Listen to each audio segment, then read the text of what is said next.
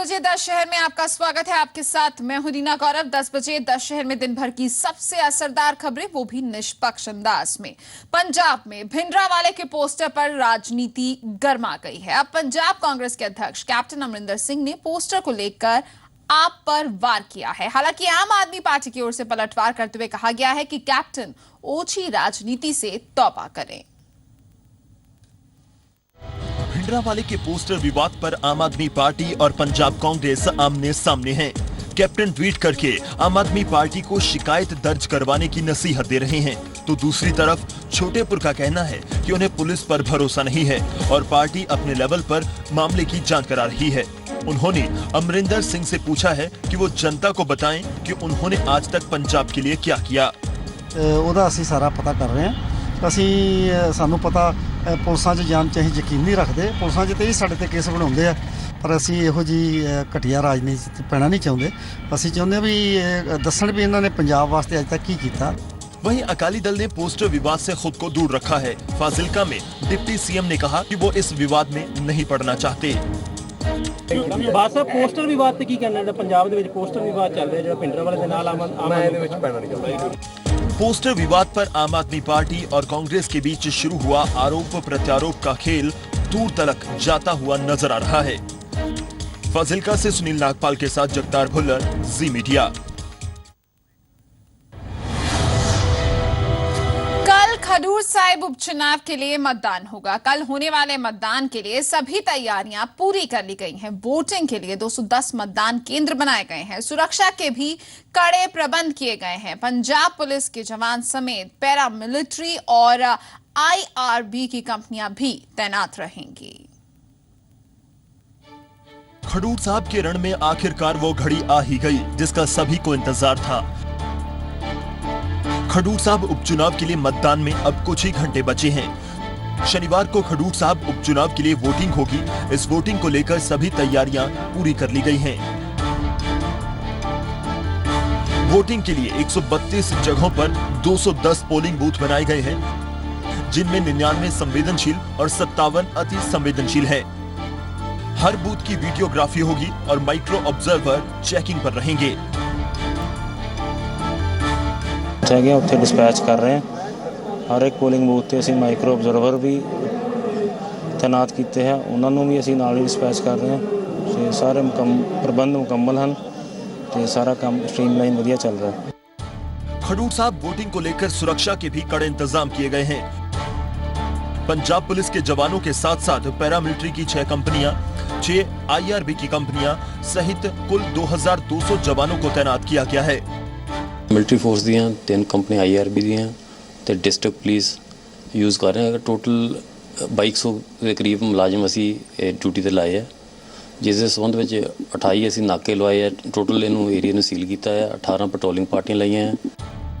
Voting को लेकर प्रशासन पूरी तरह से तैयार है और लोगों से निष्पक्ष, सुरक्षित और पारदर्शी चुनाव कराए जाने का भरोसा कर रहा है। खडूर साहब उपचुनाव के मैदान में श्रोमणी अकाली दल के उम्मीदवार रविंद्र सिंह ब्रह्मपुरा सहित कुल 7 प्रत्याशी मैदान में हैं। हालांकि कांग्रेस और आम आदमी पार्टी ने अपना उम्मीदवार चुनाव में नहीं उतारा है। शनिवार को खडूर साहब हल्के की जनता का जनादेश EVM में कैद हो जाएगा। 16 फरवरी को खडूर साहब के मूड का पता लगेगा। राजन गोसाई, जी मीडिया, खडूर साहिब।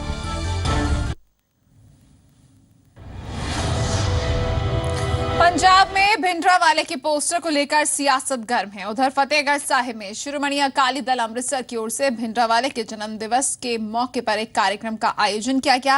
इस मौके पर सिमरनजीत सिंह मान ने यह भी कहा कि वो साल 2017 का चुनाव जरूर लड़ेंगे।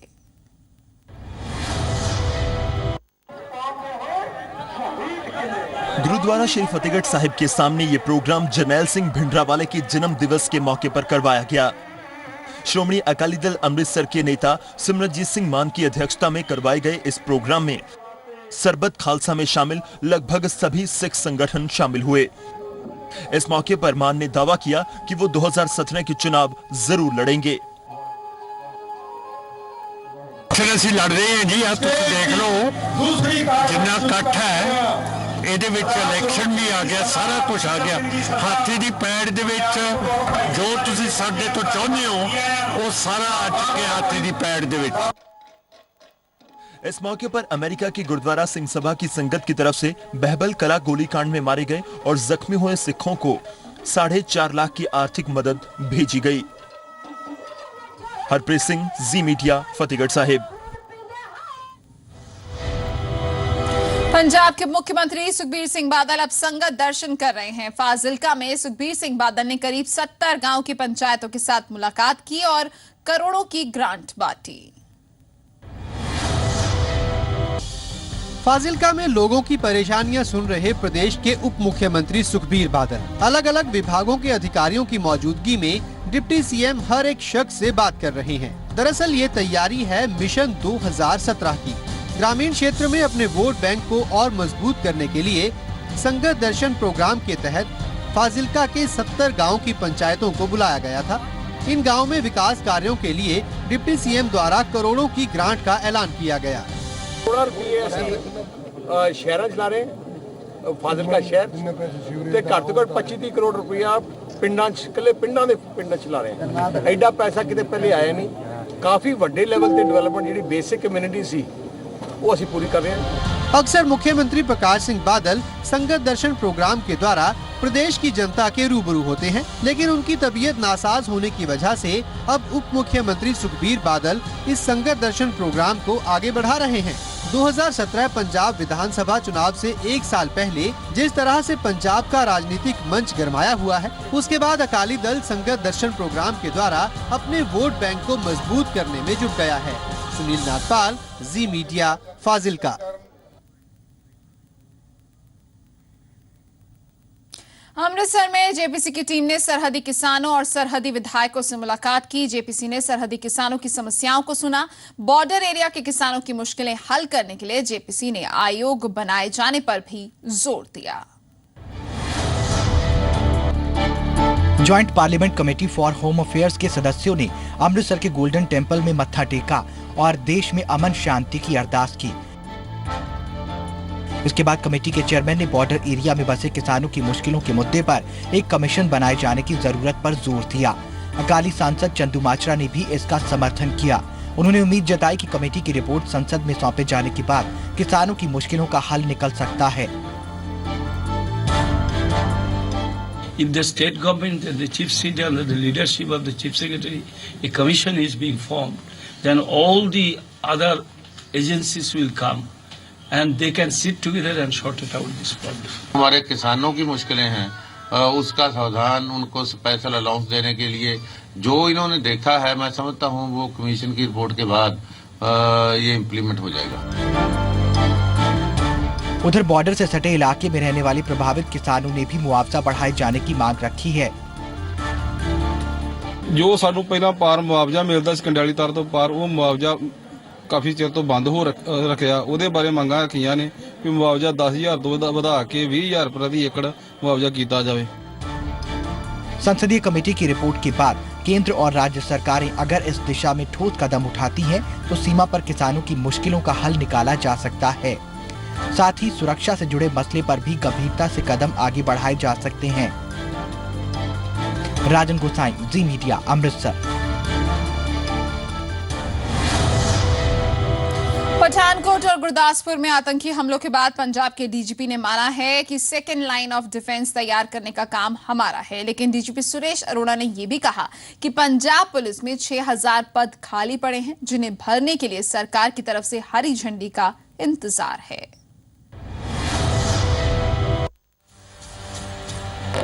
पठानकोट और गुरदासपुर में आतंकी हमलों के बाद सीमा पर सेकंड लाइन ऑफ डिफेंस तैयार करने की चर्चा शुरू हुई थी, जिसके बाद पंजाब पुलिस को आधुनिक हथियार मुहैया करवाने की मांग भी उठी। इस बीच डीजीपी ने कहा है कि पंजाब पुलिस खुद सेकंड लाइन ऑफ डिफेंस के मसले पर काम कर रही है और इस दिशा में उठाए गए कदमों की जानकारी जल्द दे दी जाएगी। सेकंड लाइन ऑफ डिफेंस हमारी है, हम ही इस पे काम करेंगे और हम ही काम कर रहे हैं और आपको बहुत जल्दी हम बताएंगे कि हमने क्या क्या किया है। पंजाब पुलिस को मजबूत किए जाने पर डीजीपी ने बताया कि 6,000 पद खाली पड़े हैं, जिसे भरने के लिए सरकार से जल्द हरी झंडी मिल जाएगी। देखिए, सबसे बड़ी तो जो मोराल बूस्ट करने की बात होती है वो है कि जो हमारी डेफिशिएंसी है फोर्स की वो पूरी की जाए। तो हमारे पास तकरीबन 6000 वैकेंसीज़ हैं, उसको स्टेट गवर्नमेंट जल्दी ही हमें अप्रूवल दे रही है और हम उसको भर्ती शुरू कर रहे हैं। डीजीपी ने खाली पदों का जिक्र करके सरकार को इशारा कर दिया है। जाहिर तौर पर फोर्स की मजबूती के लिहाज से खाली पदों को भरना बेहद जरूरी है। राजन गोसाई, जी मीडिया, अमृतसर।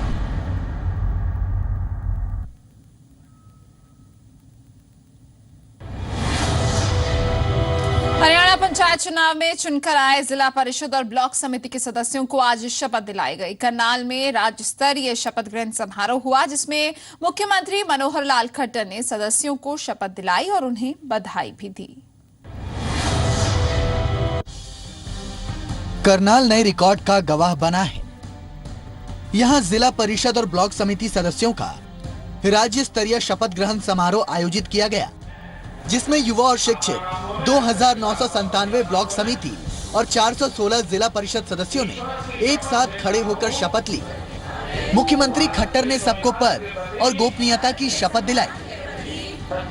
समारोह में सीएम ने सर्वसम्मति से चुने जाने वाली पंचायतों को 210 करोड़ की सौगात दी। साथ ही बिना भेदभाव विकास कार्य करने का मंत्र भी दिया। ये घोषणा हमने सरकार की ओर से की थी कि सर्वसम्मति से चुनाव लड़ने वाले जीतने वाले लोगों को 11 लाख रुपए से लेके 50,000 रुपए तक की राशि अलग अलग स्तरों पर हमने घोषणा की थी, जिसकी कुल 210 करोड़ रुपए राशि बनी है, जो बहुत जल्दी शीघ्र कर दी जाएगी। मुख्यमंत्री ने इस मौके पर एक गाँव वासी एक का नारा दिया और पंचायतों के सोशल ऑडिट की व्यवस्था करने की भी बात कही। शपथ ग्रहण समारोह में सूबे के पंचायती राज्य मंत्री ओम प्रकाश धनखड़, वित्त मंत्री कैप्टन अभिमन्यु और समाज कल्याण राज्य मंत्री कृष्ण बेदी भी मौजूद रहे। ब्यूरो रिपोर्ट, जी मीडिया, करनाल।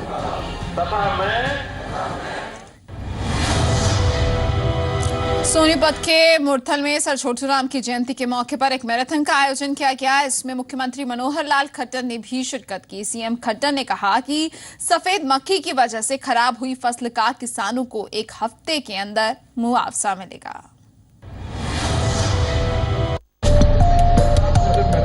दीन बंधु सर छोटूराम की जयंती समारोह में मुख्यमंत्री मनोहर लाल खट्टर ने शिरकत की।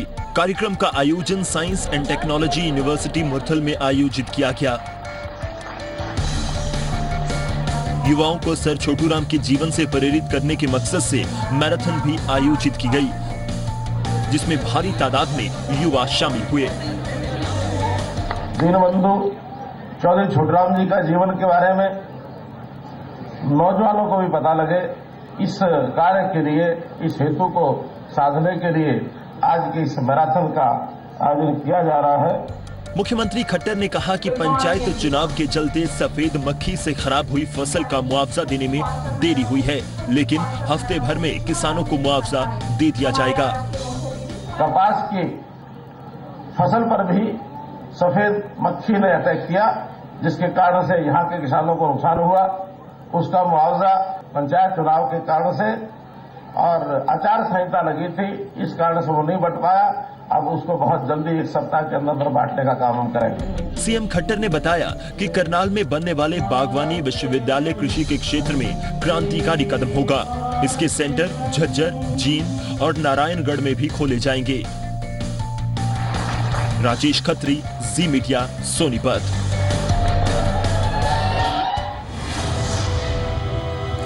हरियाणा में बीफ मामले को लेकर सरकार पर हमलावर हो रहे विपक्ष पर अब कैबिनेट मंत्री अनिल विज ने पलटवार किया है। साथ ही विज ने अपने विभाग के अधिकारियों को सौगात देने की भी तैयारी कर ली है।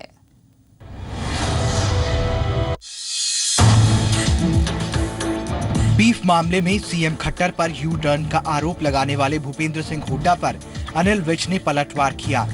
विज ने बताया कि उन्होंने और सीएम ने एक ही बयान दिया था, जिसमें हरियाणा में बीफ पर पाबंदी की बात कही गई थी।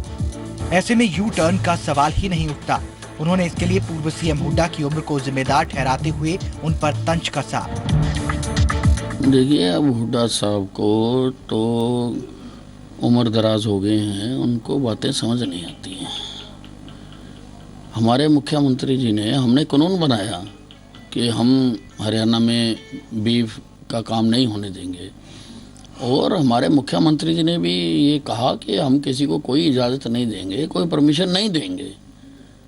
तो अब इसमें यू टर्न कहाँ से हो गया?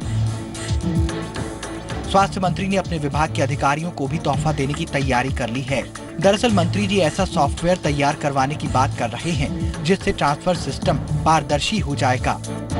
हर एम्प्लॉय से हम उसकी 3 चॉइसें ले लेंगे और जब कोई ट्रांसफर होगी तो कंप्यूटर करेगा ट्रांसफर, अपने आप वो शिफ्ट करता रहेगा।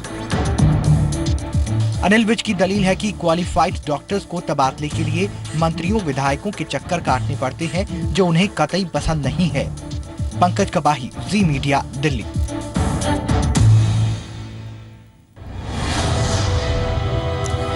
फरवरी को रोहतक में एसएल ग्रुप के chairman doctor Subhash Chandra doctor Bhimrao Ambedkar की मूर्ति की स्थापना करेंगे। इस मौके पर मिशन एकता समिति की प्रदेश अध्यक्ष कांता आलरिया भी मौजूद रहेंगी। रोहतक के लोगों में इस कार्यक्रम को लेकर काफी उत्साह है।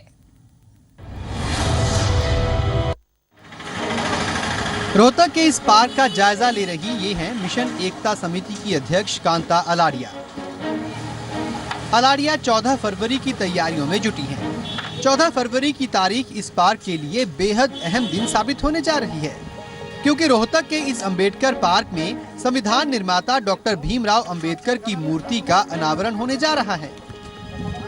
14 फरवरी को एसएल ग्रुप के chairman doctor Subhash Chandra doctor Bhimrao Ambedkar की मूर्ति का अनावरण करेंगे। इस दौरान डॉक्टर चंद्रा एक सभा को भी संबोधित करेंगे। डॉक्टर भीमराव अंबेडकर की मूर्ति बनारस में तैयार हुई है। हमारे चीफ गेस्ट एसएल ग्रुप के चेयरमैन माननीय डॉक्टर सुभाष चंद्रा जी होंगे जो मूर्ति का अनावरण करेंगे। बाबा साहब की मूर्ति का जो अनावरण है वो एक मीडिया जगत की बहुत बड़ी हस्ती, मीडिया मुगल जिनको कहा जाता है, जो सामाजिक काम बहुत ज्यादा करते हैं, उनके हाथों से, उनके कर कमलों से बाबा साहब की मूर्ति का अनावरण रोहतक में होगा। कांता आलरिया जहां 14 फरवरी का बेसब्री से इंतजार कर रही हैं, तो वहीं रोहतक में जिला प्रशासन से भी खफा हैं। उनके खफा होने की वजह है पार्क की ये तस्वीरें, जहां चारों तरफ गंदगी है। कांता आलरिया का आरोप है कि इस पार्क में ना तो चौकीदार है, ना माली, ना साफ सफाई और ना ही पीने के पानी का इंतजाम। इस पार्क में ना कोई चौकीदार है, ना कोई माली है, ना कोई यहाँ पर सफाई कर्मचारी है, ना पानी की व्यवस्था है। अगर आप सुलभ शौचालय जाकर देखेंगे तो आपको खुद पता चलेगा हालात कितनी खराब है। कांता आलरिया के माने तो उन्होंने पिछली कांग्रेस सरकार के दौरान संघर्ष कर इस पार्क का निर्माण करवाया था, लेकिन आज पार्क की हालत बदहाल है। आलरिया का दावा है कि उन्होंने कई बार प्रशासन को इस बारे में अवगत भी कराया, लेकिन सुनवाई नहीं हुई। खैर, अब इंतजार 14 फरवरी का है, जब इस पार्क में डॉक्टर भीमराव अंबेडकर की मूर्ति का अनावरण होगा और डॉक्टर अंबेडकर के आदर्श और शिक्षाएं लोगों को इस मूर्ति के जरिए याद आती रहेंगी। राज टाकिया, जी मीडिया, रोहतक। और अब चलते चलते बात करते हैं बसंत पंचमी की। बसंत पंचमी का त्योहार आज धूमधाम से मनाया गया। पंजाब के कई हिस्सों में बसंत पंचमी के रंग दिखे। संगरूर में भी बसंत पंचमी की रौनक दिखाई दी।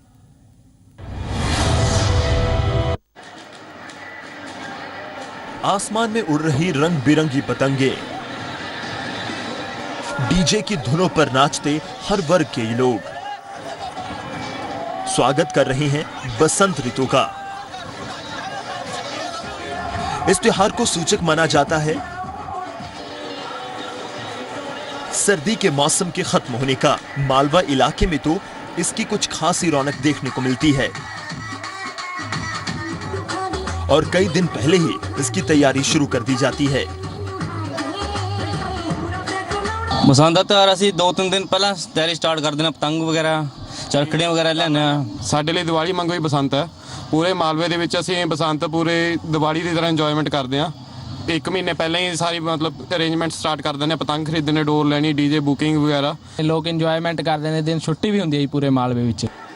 संस्कृति और परंपरा के दर्पण ये त्योहार हर साल ऐसे ही जोश और उत्साह के साथ मनाए जाते हैं। हालांकि आधुनिकता का रंग भी इन त्योहारों में खूब नजर आता है। सुमित सिंह जोशी, जी मीडिया, संगरूर।